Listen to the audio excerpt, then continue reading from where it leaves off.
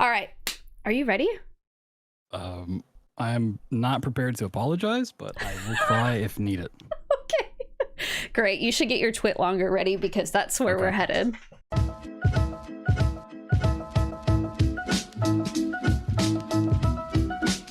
Hello, my friends. Welcome back to A Candid Conversation with. My name is Breezy, and today we are continuing our speedrun series through December, and I have a very talented speedrunner on today, someone who probably a lot of you will recognize if you're part of the speedrun community, especially GDQ. Do you want to introduce yourself? Who are you? What do you do? Sure. My name is BloodThunder. If you've watched GDQs before, I am, I believe, still the top clip of their channel with the Bioshock Windows update prank in the Skyrim. Let's go over here and just put in the key that we're supposed to get off of his dead body. But, Wait. Oh, it's fine. It's fine. We planned this. You? Oh my god. We're playing Skyrim. No, okay, we're back. I've been speedrunning for over 11 years now. Tons of different games: Bioshock, Doom, Wolfenstein, Amnesia, all over the place. And I have some controversial opinions on speedrunning. On speedrunning, I was gonna get some controversial opinions in on like just your favorite horror games of this year in general. Okay. Are we gonna get into the controversial? Yeah. Do you have controversial speedrun opinions that we can like? Are we immediately spilling the tea? I mean, probably it's just something you come to realize after years of grinding games. Like you kind of have a different stance in terms of like getting into speedruns and what you want out of them. Do you have one on hand? Like, can we just like immediately have drama? Your cat. Wait, hold on. There's a lot of things happening right now. He likes attention from time to time. He'll probably look at me and then jump away. Okay. A lot to unpack here. I already love him so much. I want to hear your speedrun opinions, and we got to cover some other stuff. So first things first, show me the baby. Oh my God. Tell me about him. Oh God, he's choking me. Well, his name's Thor, which is also convenient because I'm wearing a Thor shirt at the moment. Yes. Which I got after him. It's orange and white, just like he is, so I really like it. He's a Scottish Fold kitten. He is 12 years old, almost a teenager, which I'm scared about because he'll get even more moody. I'm not ready for that. He, from what I can tell from your Twitter, is like a little like low-key spoiled, yes? Yes. Like he has his own chair. He wants to be even more so. Yeah. He has 2 chairs now. Oh, that's adorable. Where did you get it? You just got him from like a pet store one day and you were like, this is my best friend for life. We got him from a breeder, which I'm not a huge fan of breeders in general, but I saw a picture of him as a kitten and he was just so derpy looking. I had to have him. He really is. It was like a fantastic. 3-hour car ride to go and get him, and it was my gosh. adventure. Yeah. He's so cute. How did you decide on the name Thor? Originally I wanted to name one Loki, and this was before like all the Marvel movies had come out. He had a brother that was a blue cat, which is really gray. I don't know why they call him blue. It's a weird take.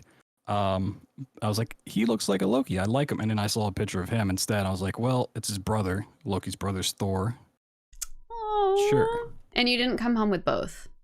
Sadly, no. Someone else had taken the original. That's such a bummer. But I like this one better. But yeah.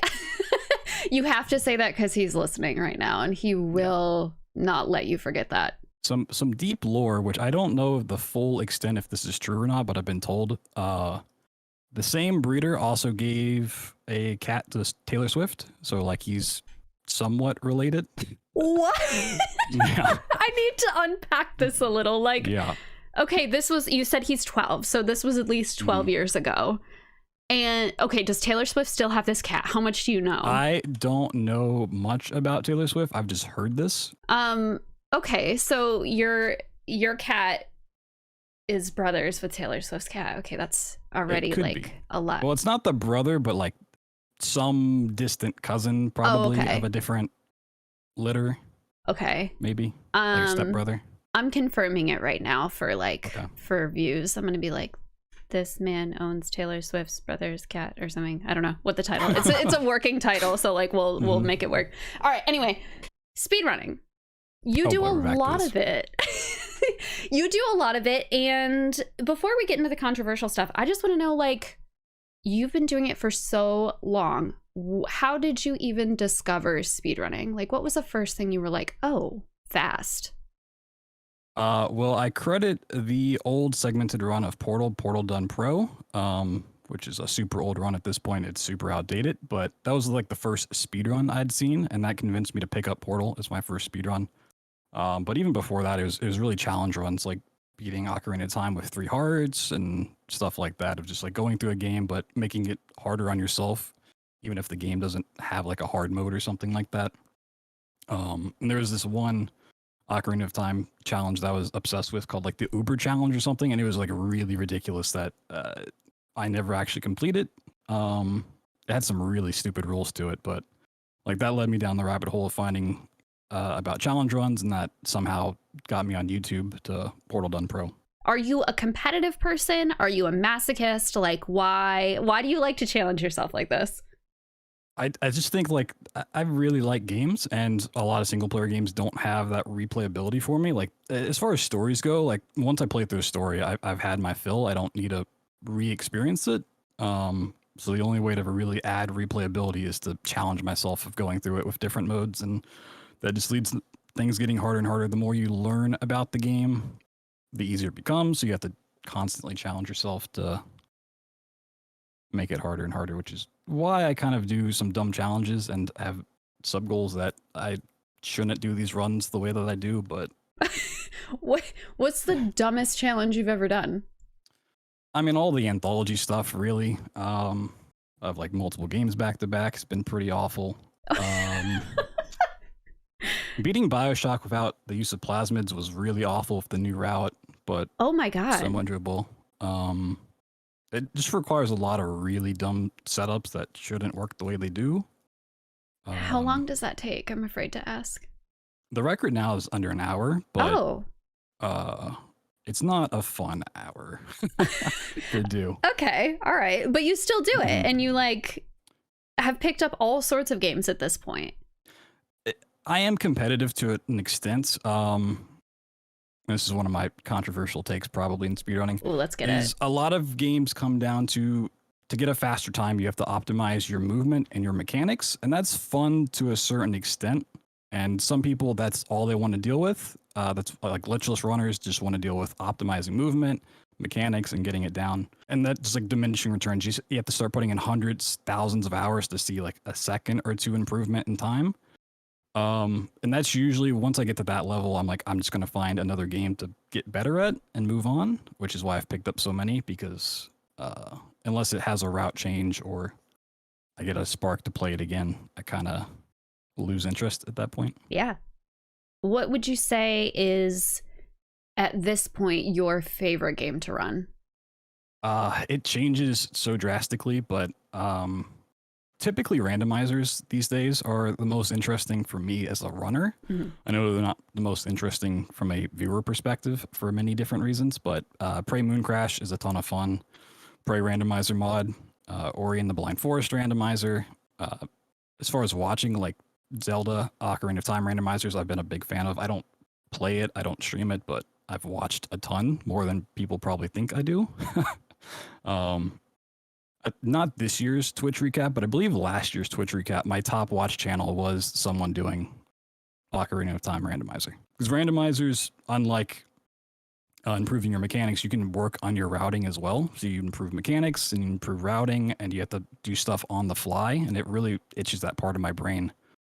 Where you can constantly improve, even if it's not like when you're playing the game. You can think about it as you're taking a shower, as you're driving to work, whatever it may be. You can just like, oh, maybe if I take this path and route it back this way, it works. And you can just fiddle with it like a little puzzle. Have you ever put it down? Have you ever put speedrunning down and been like, I'm not coming back to this? Like, have you ever gotten so burnt out? You're like, no. Usually it's on specific games. A lot of times it's just when there's no games coming out. Like the past couple of years, it's been really rough to keep the speedrunning mindset going. Back in, I was talking about this on stream the other night, like 2015 to 2018 was just like peak years for me. It was just like, there's a new Bethesda game coming out. Oh, it's Doom. 2 months down the line, oh, there's this other title coming out that I want to play, an indie horror game or like Amnesia. And then you have Wolfenstein around the corner, and it's like every 3 months you had something new to mess with and run and get better at. And as soon as you kind of start burning out, oh, there's another title to play. With COVID happening and everything getting delayed, it's definitely become harder. The last time I had a game like that I was really excited about was Deathloop, which was a year and a half ago, something like that. So it's been a struggle. Yeah, the last year you've really, so let me pull up your controversial yet brave games you've played this year.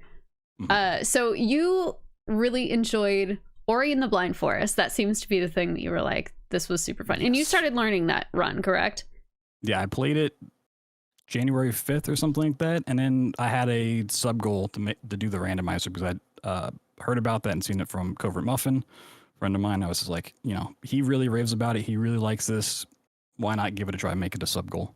And then I got mad. I was like, okay, well, we'll do that. I think in like March or something, I did that once, and I was just hooked on it since then. I was like, this is just the thing I want to do. And then view count dropped, and I was like, you know what? Maybe I should do this on odd occasions from now on, but I still really do enjoy it.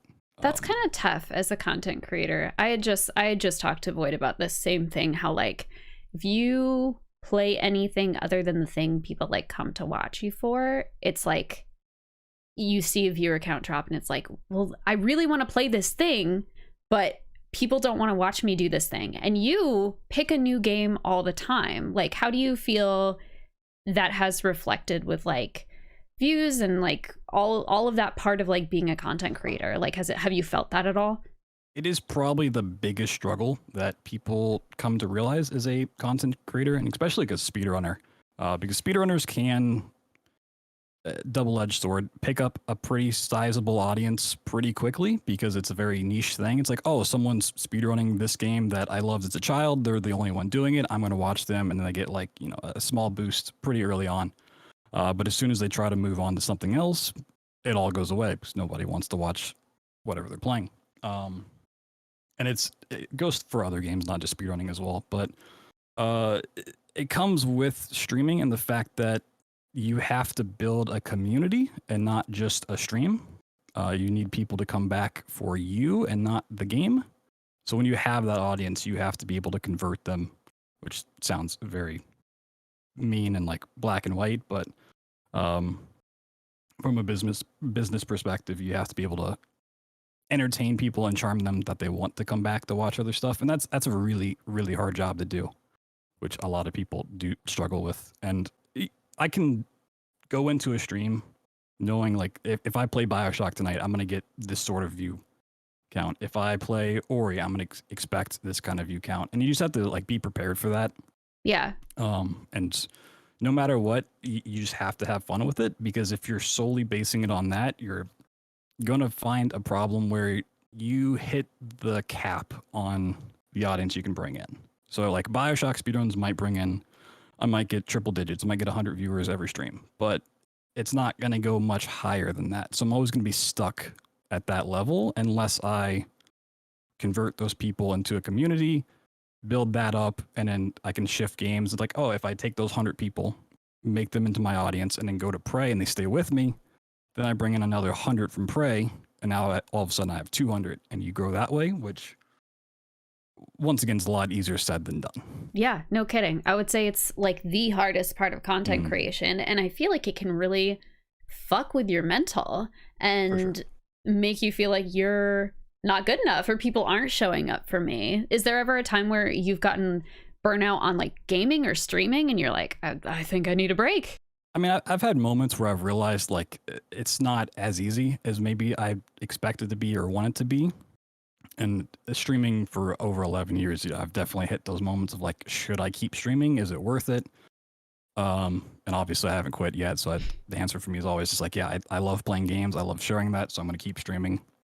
And it's really just about entertaining yourself, because, you're going to have days where even if I play BioShock and I usually expect 100 people to show up, maybe it's a day where people are busy. Maybe it's an off time and I only get 50 viewers that day. It's like, is that something I want to sit there and think about the whole time? Or do I just want to play the game and have fun and entertain those 50 people that showed up?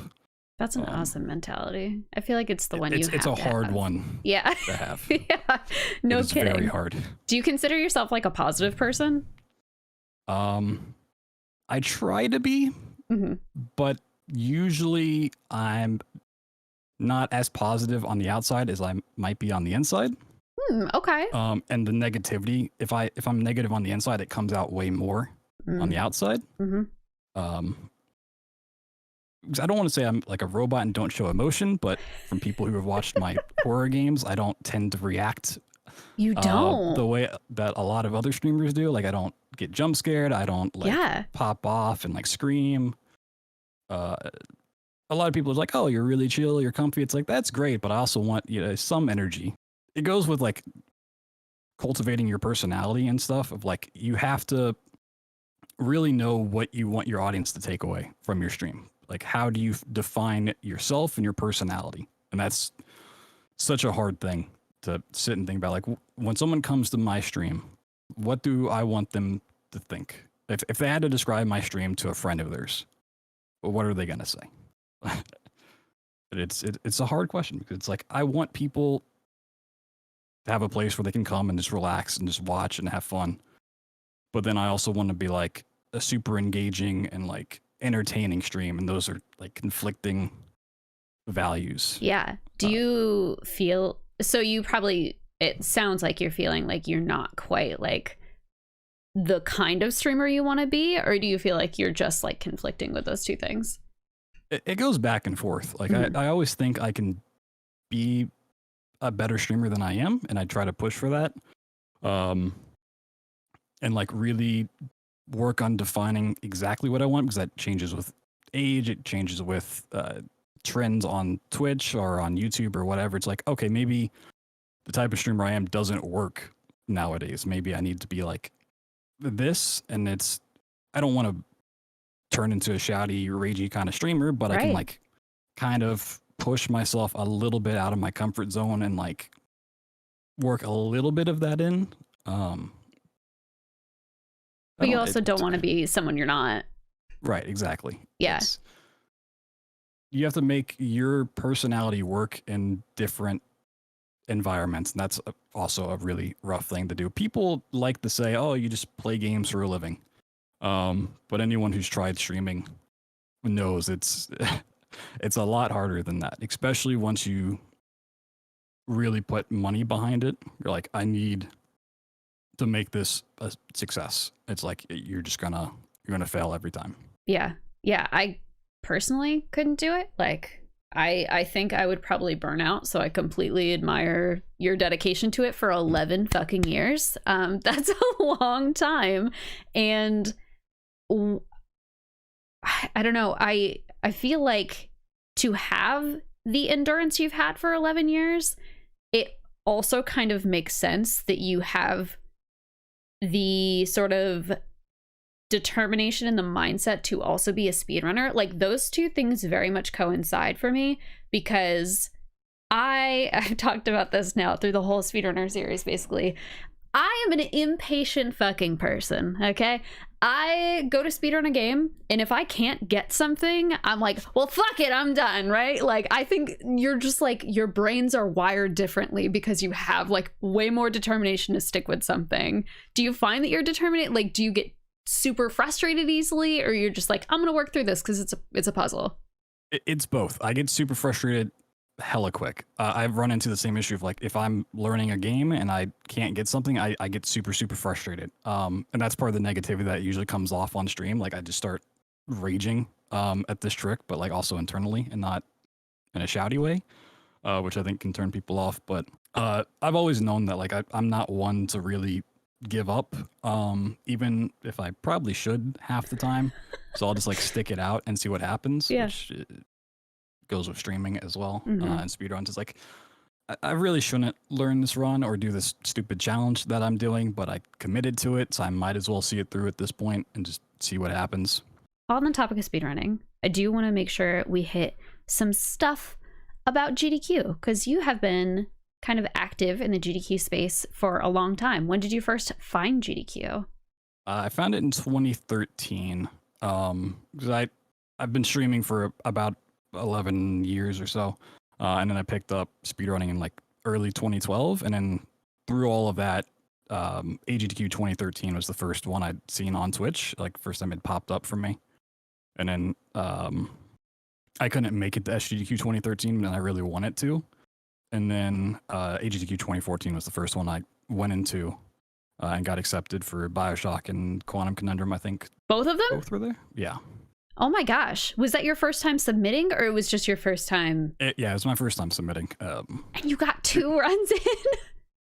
There's kind of like a weird thing with GDQs and how I kind of sneak in. Because people are like, oh, it might be nepotism or this or that, but I feel a very weird niche where there's not a lot of top PC FPS runners. A lot of them live in Europe or just don't care to submit at all.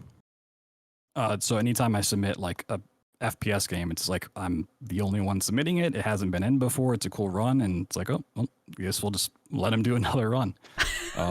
Nowadays, that's not quite so. So it's like there's plenty of other runners that I'd gladly give up my spot for, but for some reason they keep accepting Bioshock and whatever else I submit. What was your first experience like? Were you nervous? Was that your first time? Like, oh, terribly nervous. Really?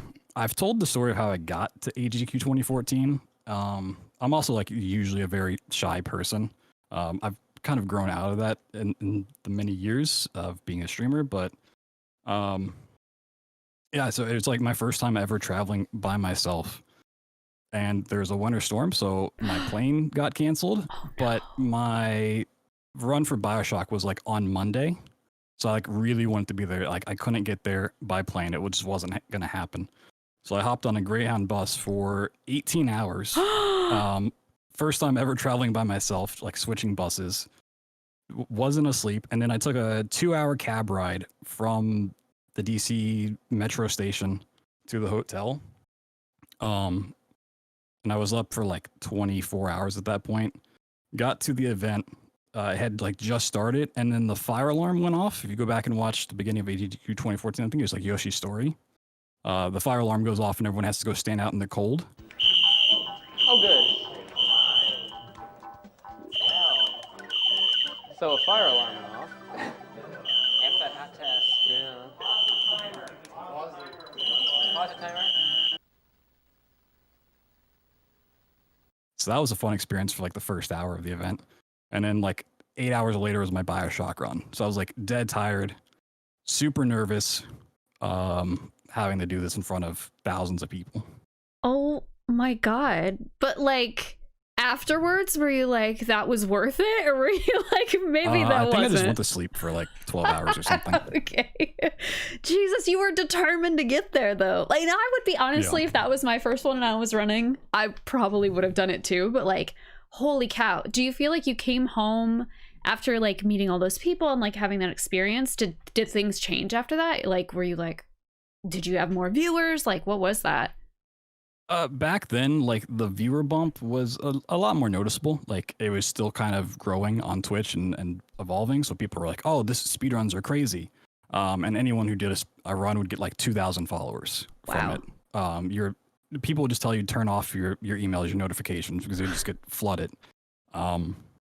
Nowadays, it's a lot harder because people basically just view GDQs like the Olympics. Like they'll tune in like, oh, this is cool. This is happening. I like these runs. I like these games.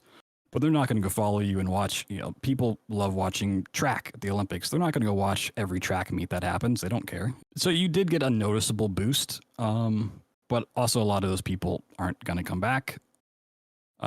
Time zones also play a part. If your run happens to be at 4 a.m.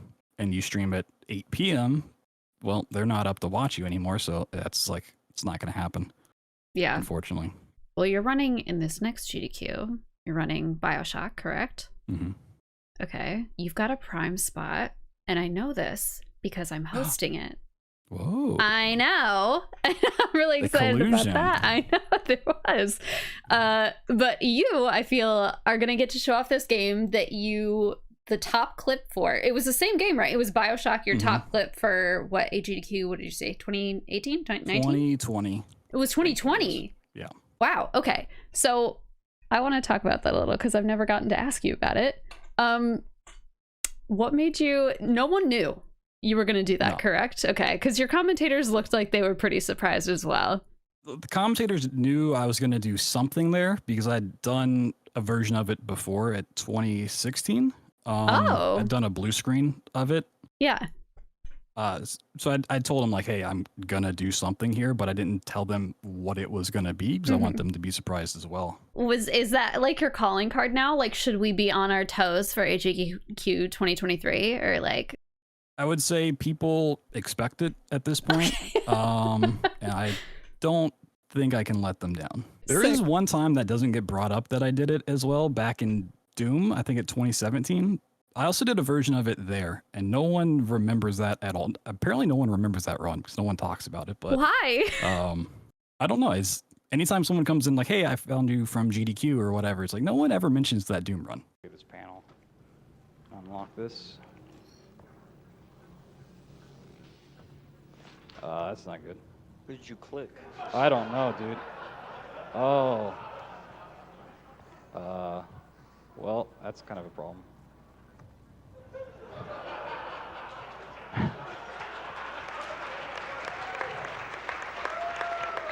No, we're good. We're good. It's time for controversial yet brave, like official. Okay. I'm going to pick apart some of your choices because you recently posted a tier list of your games, and these are all games you played for the first time this year, or just games you? Just single player games I'd played this year. So some of them I had played before, like Prey, but most of them were first time playthroughs. Okay. Game of the year overall, you picked Ori and the Blind Forest. Went over that. You put Ori and the Will of the Wisps all the way down at B. Explain yourself. It goes really heavy into the combat side of things, which I thought was nice, but I prefer just the general movement of the Blind Forest better. Okay, all right, I'll accept that. Your second, game of the year for 2022 was Stray. Is that because it's a cat game? It was just the top game of 2022 after everything fell apart. It was down in like A for me. Okay. It would just happen to be the top of this year. Okay, all right, acceptable. I have some controversial opinions about Stray too, which do you tend to not. Give me one. So the emotional beat of the end, I don't want to spoil it, but your companion, something happens to him. And I just never cared about the companion at all, so it like really fell flat. Okay, this is gonna spoil the end, so I don't know if you want to do like a spoiler tag or something. Spoiler alert, spoiler alert. The whole premise of the game is to get back to your cat friends. And at the end of the game, you don't get back with your cat friends. Oh. So you never even resolve your cat friend issue? No, you just go back to the outside and that's it. It's open-ended. Okay, that's for my own sanity, I'm going to like pretend that the cat made it back to its cat friends because that's really fucking sad. Another one that stood out to me. This is fun. Poppy's Playtime. You put the first one all the way in D. Not a fan, but you put the second part in B. Now I'm an indie horror game lover. Okay, I want to know why. I've seen both, so I think I can guess, but just explain the discrepancy. Those are really big. That's a big gap to me. So I'd gone into them just thinking they were Five Nights at Freddy's clones. That was always my general impression. You go into a factory, things come alive and scare you. So I went into it. The first one kind of caught me off guard. I was like, oh, this is a little bit better than that, but it was really short and it didn't do a whole lot, but it showed a cool like potential in it. It also like ran really poorly for me, like frame rate wise and whatnot. So it's like, it's fine. It's better than I thought, but I want to like rave about it. Okay. Then part two just took that and just made it so much better. That was like, it's really surprised at how good this ended up being. I'll accept that. I also think actually the second part had a lot of really cool aspects to it. Also, I don't know if you like have sisters or anything, but the like mommy or whatever is okay. You're gonna see where I'm going in a second here. I don't know if you ever had Betty's spaghetti. when you were a kid or knew No. someone with Betty Spaghetti? Okay, that's what Mommy is based off of. So if you Google Oh. Betty Spaghetti, she's like a fucked up version of that. So I already was like, this is Okay, the so you just bomb. liked it because the toy. No. I thought it was also like a well-paced game, but yeah, like a little bit. Just the character. Yeah. Yeah. I just thought it was fun. I don't My know. chat tend to like her for different reasons. Bonk, chat. Mhm. 100% bonk. All right, the last one I actually wanted to point out because I know quite a few people who really love this game, and it's another indie horror. You put Happy's Humble Burger Farm in D. Explain yourself. I got a lot of flack on this one for Yeah. sure from my chat.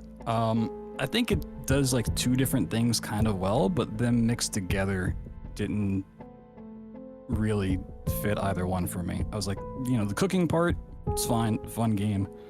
Then the exploration part was like fine, but them together, I just felt really conflicted the whole time. I was like, I just want to go back to cooking. Why am I upgrading and buying and exploring the city when I just want to like cook? And by the end of it also, I felt like it just started running its course and it just kept going and going and going. And usually when I get to that point in the game, I'm like, I just thinking about quitting, but people are like, oh, you only have a little bit left. So it's like, I'll just finish it. And Yeah. if I get to the point where I kind of want to put down a game, it has to go low on the list for me. One more question. What would you say, because I'm a horror person and you seem to trend towards some horror related stuff, do you have a favorite horror game of all time? Amnesia: The Dark Descent. That was easy. Do you speedrun that one, right? Yeah. Okay. I just think overall it is a great package that doesn't really fail anywhere. It has great atmosphere. It has great story, world building, voice acting. It has puzzles in it. It has creepy monsters. It's just a classic over time. Kind of set the groundwork for a lot of games to come after it. And even like Penumbra that came before it, like had those things, but it was the first time they had polished it to a point where it was like, this is something crazy. Okay, I'm about to say something controversial yet brave. We can fist fight about it. I personally, maybe I was in the wrong mindset, thought that it was a little boring. Okay.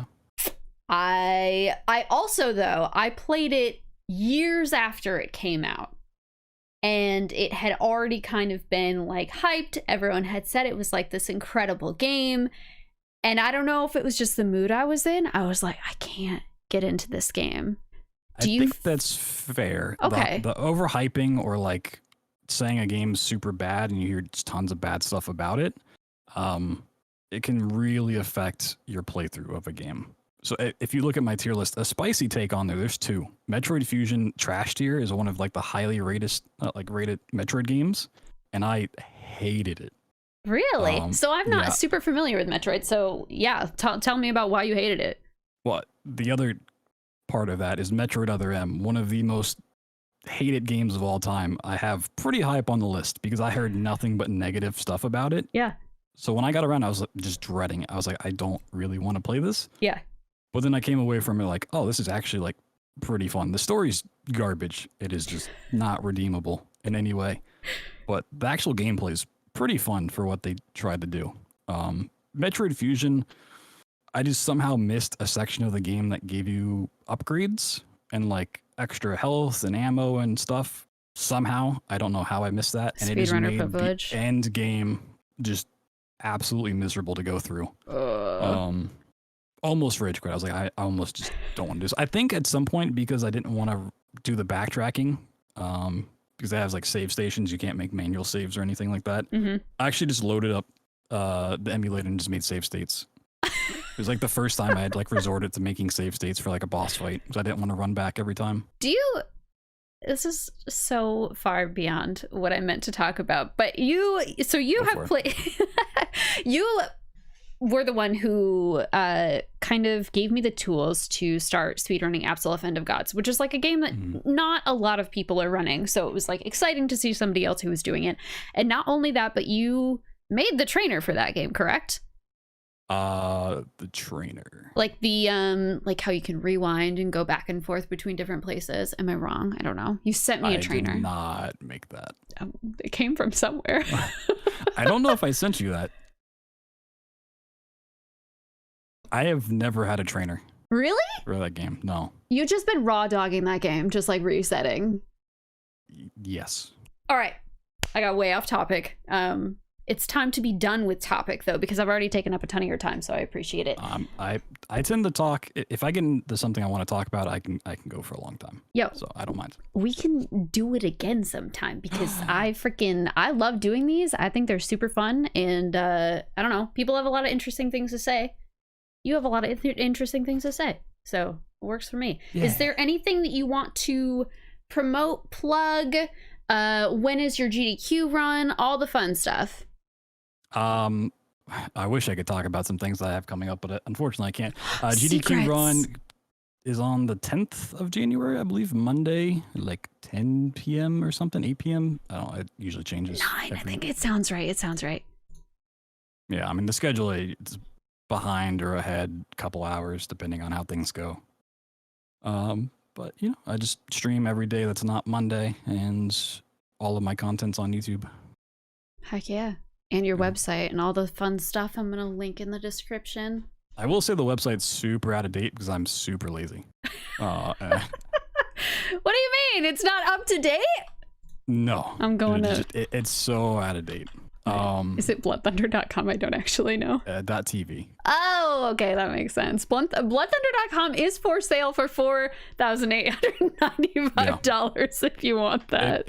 It goes up every time you check on it, so it's like every time I've thought about buying it in the past, I go back and it's like another $200. I'm like, yeah, you know, maybe I don't need this. Is there like a desire set? Like, does it track searches to that domain name and then increase the price? Yeah, a lot of those, if a domain's for sale, it'll like see how many visitors it gets and base it off of that. So like the more traction it gets, like the higher the price will go because they like, oh, it's getting a lot of traffic. People are interested. Well, shit, I'm sorry. I will never Google it again. No, I have no intention of buying that.